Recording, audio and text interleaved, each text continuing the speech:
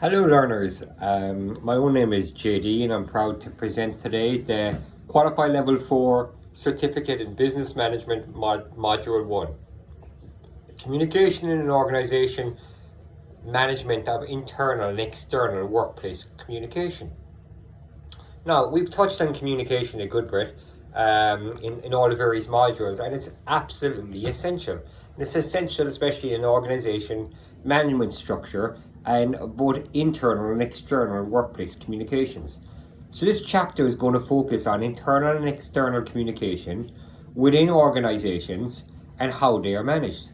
It's extremely important for both you as the learner to understand this and for companies to be able to implement and adapt powerful communication tools.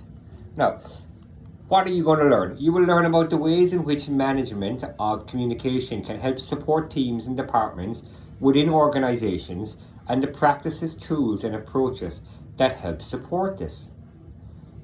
You will also cover the topic of implementing changes to communication within an organization and the basic steps. We will also delve in to the process of what these basic steps look like and what you need to know as a learner. Learning outcomes. In this lesson, you will be covering the following learning outcomes. Evaluating the management of internal and external workplace communications.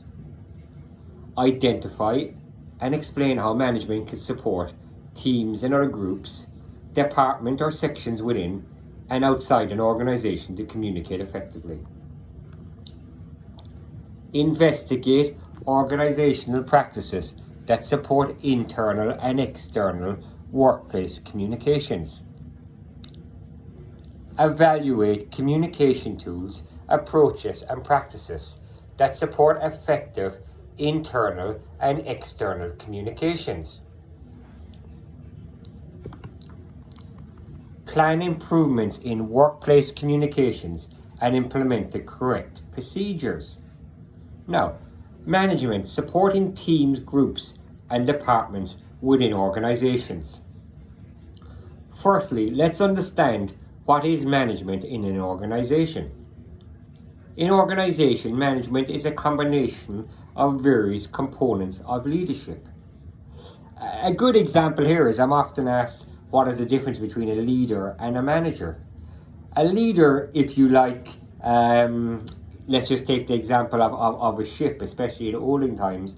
A leader, you could say, actually decides on the journey, as in if you were going to travel from the UK to America, they might decide on the route you were going to go, which was the quickest or fastest or safest way, while the manager would implement this. The manager would be the person steering the ship, organizing the teams, organizing the crew, and basically have control. So oftentimes the leader has the vision and the manager puts in place the practice and implementations. In smaller companies, the leader is the manager. Obviously, a manager needs certain qualities of leadership. But it's something we'll delve into more. But it depends on the size of the organization, how many departments, what it's looking to do. But effectively, to be a good manager as well, you have to have certain leadership styles. And we'll delve in a little bit more. So, organizations gather information to then analyze it in order to develop strategies for their organization. This is key and a very important point. I mean, any organization of any size has set up a mission statement, a value statement, and inside all these statements, one of the keys is effective communication, both internally and externally. So, different companies utilize organizational management in a different way, depending on the needs of the business.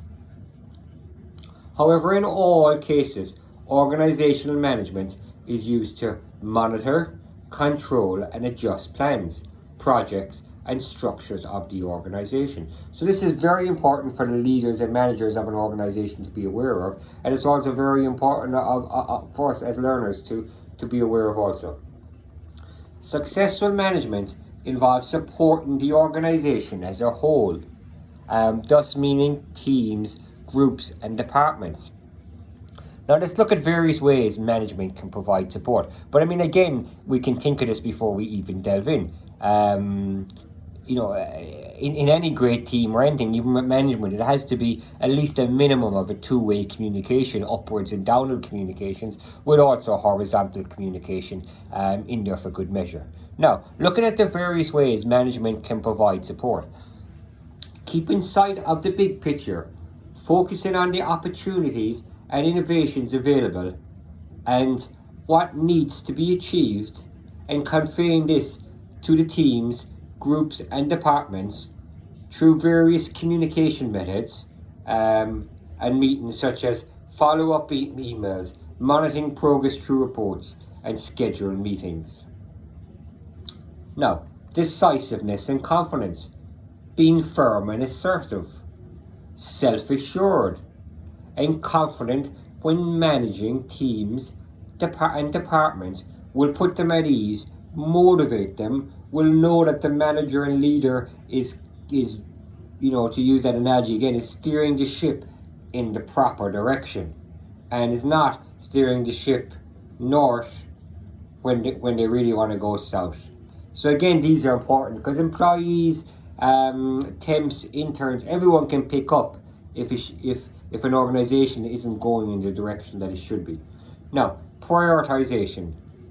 In management, prioritization is key for many reasons, and choosing the correct priorities is one of them. And of course, communicating this message across to all those involved. Now, building on one's own strengths and the strengths of others.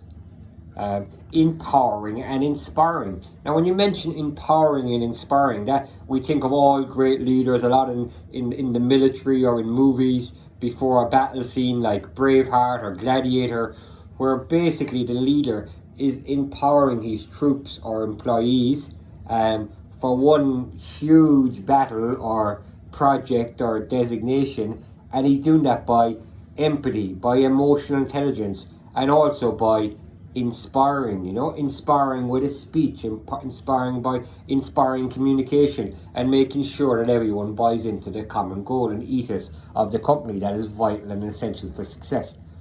Another meta is practicing optimism. If you look at the most successful managers and leaders, pretty much whether it's in China, Japan, Russia, UK, America, Ireland, they all have one thing in common, and that is that they believe in the power of positive thinking. The power of positive thinking is essential within an organization, and you're not going to have any effective leader or manager that's going to be practicing a negative attitude, because optimism leads to action, optimism leads to success, optimism leads to happiness. These are all proven trends within an organization. Now, acknowledge and reward. In every company, especially large companies, there's going to be accountability where people make mistakes, and it's going to be identified through staff numbers, PIN numbers, various things. So it's very important when people do something well to acknowledge it and reward it. That may be an employee of the month. That may be by a bonus, quarterly bonus, yearly bonus. That may be by promotion. It may also be by a ticket to someone's favourite restaurant, to their favourite ball game. But it's vitally essential, because work is tough, life is tough, and in big organisations there has to be reward, because there will be mistakes made and there will be errors made, and people will be accountable for it, and there will be disciplinary actions and sometimes maybe loss of jobs. So when someone does something well, it's important to acknowledge this. Now, being a part of the process, trying to make sure that every cog in the wheel matters, whether that's from the intern, the porter, the PA, the secretary, all the way to the chief executive and members of the board. Any company worth its salt has this process involved, and we've mentioned it. A lot of tech companies and Silicon Valley companies now have disbanded the office, where managers are in an office or suite, and the reason they've done this is that they found that having people in an office or an office door shut is a barrier to communication. Now, that makes sense. Now, it is tough in some of the managers there that they're getting bombarded with questions. But Google and other tech companies have made the decision that this is still the better option. It's the better option. Everyone is the same. I mean, One of the famous examples of this in the 80s was Drexel and Michael Milken, who was a titan of industry. He ran afoul, of the SEC authorities, but he had his desk in the middle of all the traders, and they were like an M&A firm. So all the traders, all these employees would nearly surround him per se, and it was just an open desk. Anyone would work at any desk per se. So, I mean, this has been proven. It's been proven to work, that offices do create barriers, but again, this is down to a company. Now, most importantly, communication, which is key for management, because it is the only way of getting across the message. Internal workplace communication management. Almost all companies usually comprises of teams, groups or departments in order to carry out the business operations. Internal communication within the organization takes place among the employees of these departments or teams. Well-functioning internal communication and business success seem to be strongly linked. Now, what does it do? Internal workplace communication management. It motivates employees, and only employees who are motivated and enthusiastic about their work are able to perform well in their jobs and to secure the success of their employers. A happy employee is a productive employee, and that has been the mantra probably since the industrial age began, really, and has continued for many centuries, because a sad employee or an employee that doesn't want to be there, there's the option or possibility that seeps into other employees, and before you know it, you've one disgruntled employee to having 100 disgruntled employees, which ultimately affects the bottom line of the company. So it's not good. So ideally, as square as you can, you want happy employees. Now, how do companies do this? They do this by obviously rewards, which we've mentioned. They do this by various perks, gym membership, social get-togethers, Christmas dinners, summer barbecues, work nights out, anything to build a little bit of teamwork, camaraderie, make the work-life balance as good as possible, because we will be working a large amount of our adult life, and a large amount of our weekly life will be spent working. So it's important to feel satisfaction and that your company values. Now, that's the role of leadership, really. Therefore, leadership within an organization and organization culture itself should encourage effective and harmonious communication amongst employees in order to overcome any potential issues. As learned in the first lesson, the communication flow of an organization depends on the formal structure and hierarchy of the organization. Another important aspect deciding the communication in an organization is the culture itself. Employees value open, systematic, clear, and well-organized communication. It can be the best message, but if the communication isn't structured in a orderly, make sense fashion, and if it's not, it should really be an organized, simple, streamlined, straightforward message that even technically a member, unless it's a technical message that someone, Joe Public, could understand the message. That creates and avoids any miscommunication. And it's also important that different levels down provide the same, and different departments, provide the same message. Because if you take the example often in a group of friends, if you have 9 or 10 friends passing on a message to each other, by the time it gets to the 10th person, the message can completely be different than how the message began, because everyone will add a little piece to it or subtract a little piece. So in a company, it's very detailed through emails, memorandums, and it has to be exactly the same message communicated right across the board. If there's one office in Japan and another office in Brazil and another office in Russia, it's the same message. As long as the company wants it to the same message per organization, it can't change, because that's one of the reasons why franchises, like if you go into a McDonald's or a Starbucks, pretty much anywhere in the world, the menu is going to be nearly 99% the same.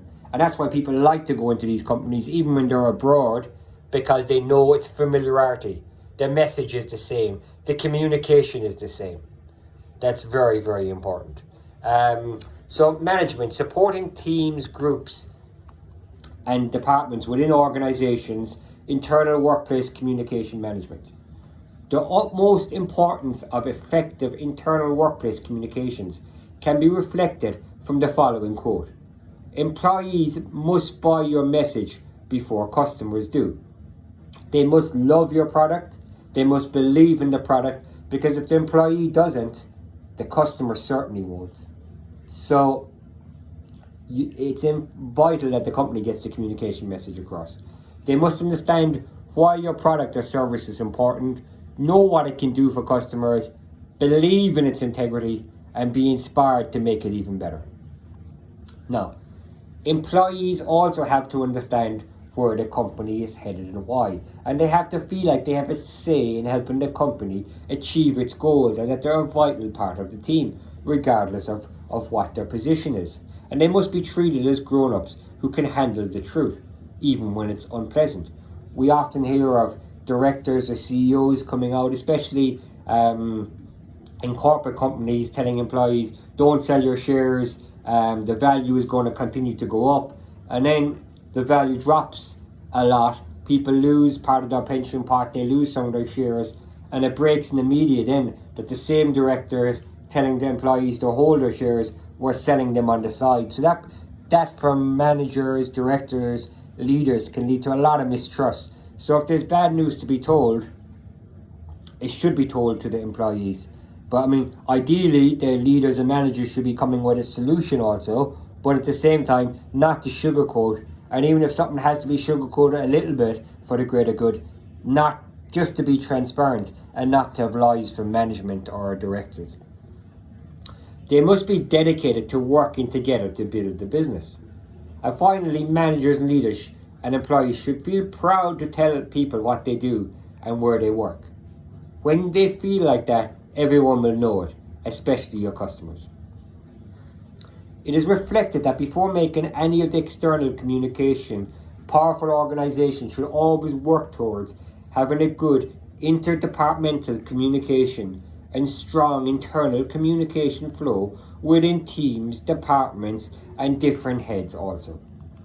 Communication tools and approaches. Internally, you should have studied about the importance as a learner of communication and how it can be used internally and externally. However, the tools and approaches used to achieve this are a crucial matter for organizations. Therefore, in this section, we're going to look at the various tools and approaches that can be used within organizations. Internal tools and approaches. Streams. This is a free form, open participation forum, which can be used for short updates. Chats. Applications such as WhatsApp, which are useful for one-to-one and group communication. News. Giving the organization a common touchpoint. News features are a great tool that organizations can use, especially for big updates and achievements. Document sharing in library, where the majority of work is published as documents, presentations and spreadsheets, videos or other content on computers. Therefore, these documents being shared in a library that can be accessed by any other members of the company is a great tool to allow others to access information. A good library has permissions and version control. So, team spaces. These are great tools which help teams collaborate. Teams once formed need to get organized, collect resources, work, iterate, and refine their work, and finally deliver. These are often chat and document sharing tools, which can be used both for specific projects and ongoing work of permanent teams. Task management.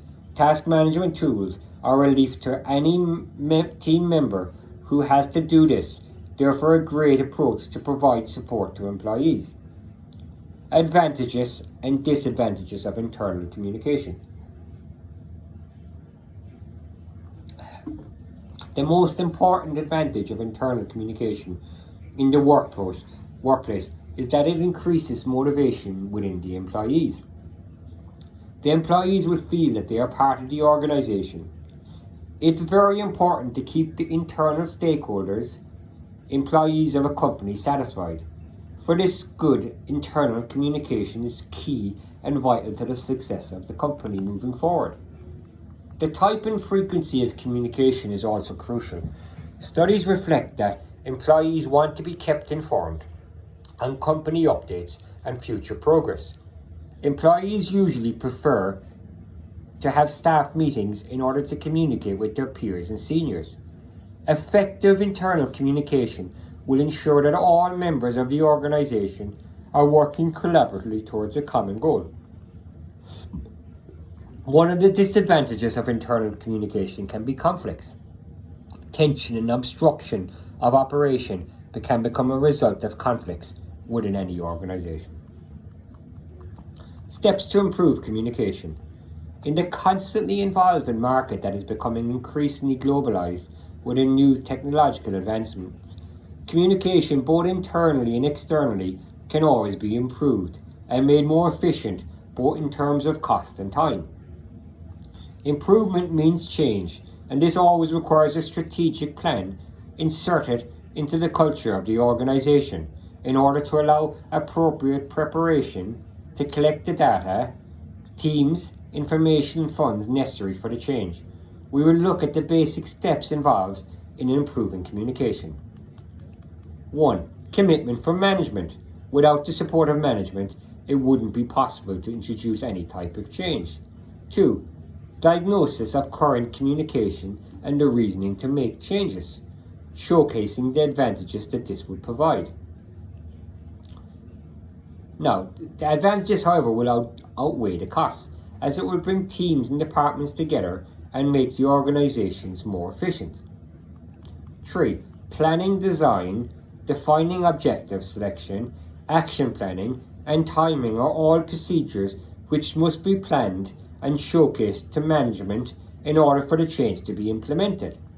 Furthermore, ensuring there are monitoring mechanisms in place to ensure all is going according to plan, and once executed, keeping in control to ensure smooth running of the change is crucial. Excuse me. 4. Communication strategy, awareness, and negotiation. Change always impacts organizations, especially psychologically, to the employees. 5. Implementation and monitoring. The implementation must be accompanied by a system of constant follow-up and feedback to identify deviations from the objectives of the change, any issues, and allow for corrective actions. Summary. This section is focused on the management of communication internally and externally for organizations and how it is managed. As a learner, you have studied the advantages and disadvantages of internal and external communication tools and approaches and their importance for organizations. Furthermore, you can now have the knowledge of how organizations can implement change and the basic steps of a plan to implement communication changes for an organization. Now, once again, I would like to thank you for listening to me in my breakdown of this module, and I wish you the very best with your continued learning.